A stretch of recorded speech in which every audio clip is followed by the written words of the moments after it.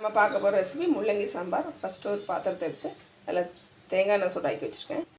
2 spoon கடுகு உளுந்த பருப்பு, 1 ஸ்பூன் ஜீரகம், பூண்டு, 100 கிராம் சின்ன வெங்காயம், கருவேப்பிலை. வெங்காயம் ஃபுல்லாக வதங்கினா இந்த மாதிரி வதங்கினா போதும். 2 தக்காளி கட் பண்ணி வச்சுட்டேன். அதுவும் ஜஸ்ட் கிண்டிலாம் அங்கங்கே தக்காளி பீஸ் தெரியட்டும்.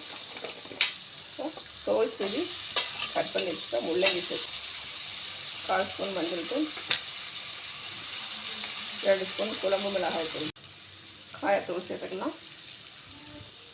1 டம்ளர் அளவு தண்ணி சேர்த்துக்கலாம். இது லைட்டாக கொதி வந்தப்புறம் ஒரு பாதி லெமன் சைஸ் அளவு புளி ஊற வச்சுருக்கேன், அதை சேர்த்துக்கலாம். உப்பு சேர்த்துக்கலாம், புளி கரைசல் சேர்த்துக்கலாம்.